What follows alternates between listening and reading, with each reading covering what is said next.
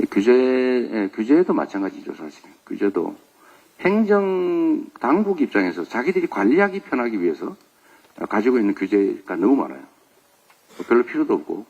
그리고 의심을 해서 가지고 있는 규제가 많아요. 예를 들면 100개의 사업을 하는데 그 중에 보통 사람 사는 세상에 그런 게 있을 수 있죠. 한 두세 개, 한 5% 이내 뭔가 부정을 하지 않을까? 근데 그 의심이 있으면 그 의심을 키워가지고 그걸 봉쇄하기 위해서 온갖 장치를 마련해 놓는데 그럼 95%가 엄청나게 불편을 겪습니다. 사실 그렇게 할 필요 없죠. 5% 정도는 손실로 감수하면 됩니다. 예를 들면 연구개발할 때 막 500원짜리 딱풀 산 것까지 다 쓰고 전산 입력하고 가잖아요. 그 500원어치 더 되거든요. 그럼 예를 들면 그 전액에 예를 들면 2, 3%, 5% 이내는 액수로 함등하든지 거기는 용도를 묻지 않고 사용할 수 있게 해주자. 이래버리면 사실 그런 쓸데없는 노동 안 해도 되잖아요. 손실이 아니죠. 그러니까 이런 불필요한 행정 편의를 위한 규제나 이런 것들은 대폭 줄일 필요도 있고 충분히 사실 마음만 먹으면 줄일 수 있다. 이런 생각이 듭니다. 손경식 회장님은 이 말 자주 하셔서 제가 좀 그런데 주로는 이제 손 회장님은 아마 소속 기업들이 그러니까 이 말씀 많이 하시는 것 같아요. 정년 연장 문제, 노동시간 문제. 사실은 이 얘기하면 또 정치적 논쟁이 발생하니까 이거는 아예 말을 하지 말든지 언론인들 음대사라고 지금 작업을 해가지고 아까 비공개로 해놨던 것 같아요. 근데 이게 얘기한다고 해서 없어집니까? 그러면 뒤에서 몰래 했더라 이렇게 얘기할 텐데. 세상에 비밀이 없죠. 근데 저는 이런 입장을 좀 가지고 있는데요. 저는 여러분들이 가지고 있는 입장 다 충분히 타당하다고 생각해요. 그런데 노동자들이 가지고 있는 입장이 또 있지 않습니까? 그런데 어느 한쪽이 또 일방적으로 옳다고 할 수는 없어요. 다 타당하죠.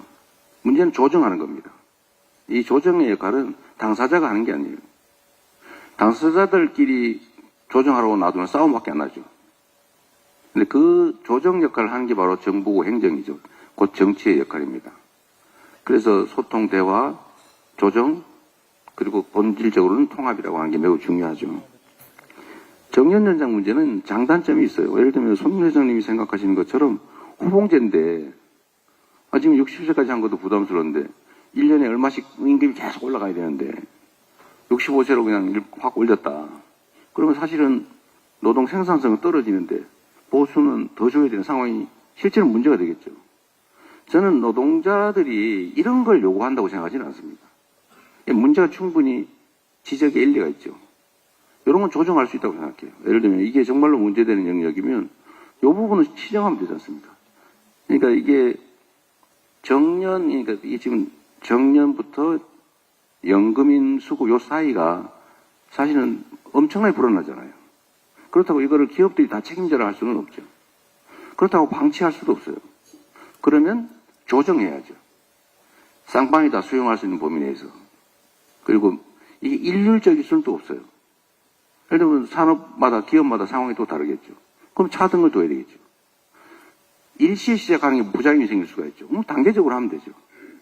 예를 들면 주 4.5일제 이 얘기도 사실 똑같습니다. 정년 연장 문제도 그렇고. 그러니까 저는 이런 것들은 아주 대놓고 세부적 대화를 좀 해야 된다. 그러니까 누가 일방적으로 정하면 안 되고 일방적으로 한쪽이 밀어붙인다고 거기 따라서도 안 되고. 그래서 결국은 정말로 충분한 대화가 필요하고요. 저는 우리 사회가 사회적 대화가 정말로 필요하다고 생각합니다. 정말 얘기를 많이 해야 돼요. 제가 얼마 전에 여러분 다 기억하시겠지만 이 얘기도 하지 말라 그랬는데 그래도 해야 됩니다. 저 그 반도체 업계 주 52시간 얘기 있지 않습니까? 제가 양쪽 얘기를 들어봤더니 별로 차이가 없는데 없는 차이를 만들어서 싸우고 있더라고요. 의심하고. 그 나중에 기회가 되면 한번 여러분도 제가 그때 토론했던 내용을 한번 봐주시면 좋을 것 같은데요. 제가 노동자 측에도 아니 이게 아무 상관도 없는데 그냥 형식적으로 해달라는 거를 좀 해주면 안 되겠습니까? 했더니 의심을 해가지고 그거 절대 안 된대요. 딴 데 또 요구할 거다. 그리고 그게 실질적으로 차이가 없더라도 악용될 거다. 이런 걱정을 하는 거예요. 저 기업 측에도 저 그때 SK는 잘 아실 건데 아마 그거 꼭 필요합니까? 기존 제도가 내가 보기에는 새로 만들려는 제도보다 불리합니다. 그거 맞더라고요. 왜냐하면 총 노동 시간을 늘리지도 않고 노동 변형에 따른 시간 변형에 따른 초과수당 뭐 이런 거 다 주면 기존에 있는 제도를 이용하는 게 훨씬 더 유리해요. 최종적으로 나온 안은 기간의 3개월 단위로 이렇게 유연성을 확보하게 되어 있는 거를 노동부 고시를 바꿔서 6개월로 늘려달라. 그건 노동부가 늘리면 되지 않습니까? 그랬더니 그 욕을 먹기 때문에 그 반도체 특별법에다가 반도체 산업의 특성을 고려할 수 있다. 이런 글자를 하나 넣어달라는 거예요. 52시간 이건 필요 없고. 그건 대통령 권한대행과 노동부가 공식적으로 민주당이 요구한 겁니다. 저 너무 잘하실 겁니다. 그런데 저희가 기존 제도가 훨씬 유리해요. 기존 제도를 쓰면 되게 6개월로 늘리면 됩니다. 지금 3개월로 되는 거. 그리고 우리가 그걸 노동부가 늘리십시오.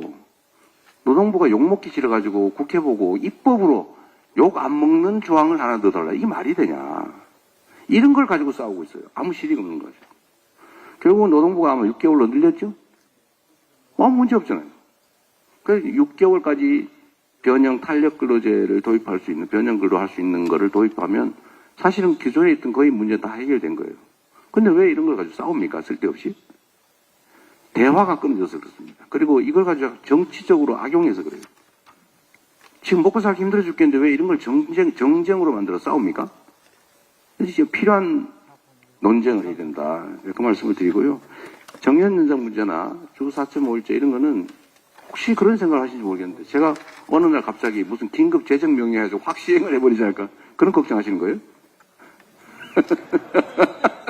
근데 그런 걱정하시는 분들이 꽤 있더라고요. 근데 그렇게 할 수가 없습니다. 그렇게 할 이유가 뭐 있어요? 그런다고 저한테 무슨 개인적 이익이 드는 것도 아닌데 민주당이 그런다고 뭐 표가 엄청 많이 생기는 것도 아닌데 다 대화를 해야죠. 준비를 해야죠. 필요하면 단계적으로 영역별로 차등을 두고 못할 곳은 못하는 거고 할 수 있는 데부터 먼저 단계적으로 그렇게 하면 되지 않습니까? 우리가 길게 보면 아까 손 회장님도 그 말씀하셨는데 대한민국의 시간당 노동 생산성이 다른 나라의 3분의 2밖에 안 된다 통계적으로. 그런데 노동 시간이 늘어나면 그것도 더 떨어지죠. 이론적으로. 줄여야 되는데 그렇다고 무지막지하게 막무가내로 줄이냐. 또 그렇게 할 수는 없지 않습니까? 그거는 다 준비를 해야죠. 다 준비를 제도적인 준비도 하고 정책적인 준비도 해야 되고 필요하면 노동자들이 노동전환도 정부가 지원해야 되고 무슨 복지 혜택도 더 줘야 되고 사회적 안전망도 더 확고하게 해야 되고 그런데 그런 것들이 갖춰지는 전제에서 우리 사회가 점진적으로 그렇게 가야 된다 이 말씀을 제가 드린 거예요. 혹시 어느 날 갑자기 무슨 계엄 선포하듯이 그렇게 할 것처럼 그런 걱정 안 하셔도 됩니다. 근데 그런 오해가 있는 것 같아요. 정년 연장 문제도 충분히 사회적 대화를 하고 하자. 합의되는 단계에 따라서. 계속 이 말씀하셔서 제가 말이 좀 길었습니다. 걱정이 많이 되신 것 같아요. 근데 걱정 안 하셔도 됩니다. 그리고 우리 윤진식 회장님,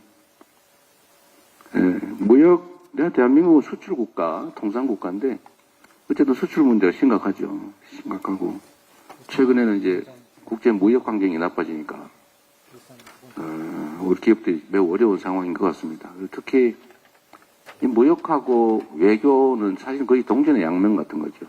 우리 외교 환경이 매우 나빠졌어요.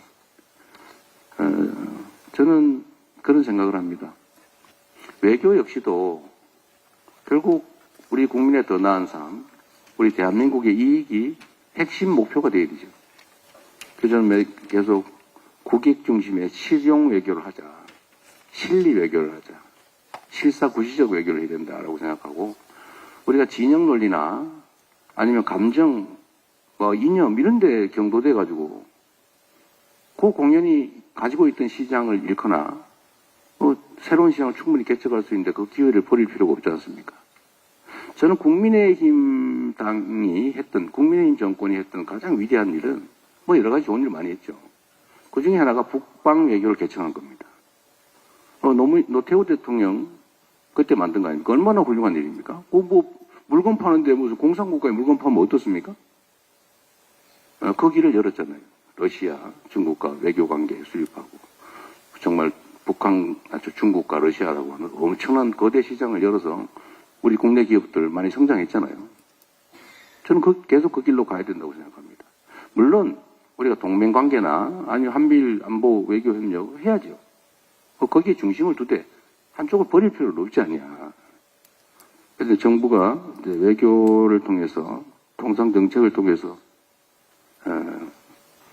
경제 영토를 넓히는 일, 이건 정말로 앞으로도 해야 될 중요한 일이라고 생각합니다.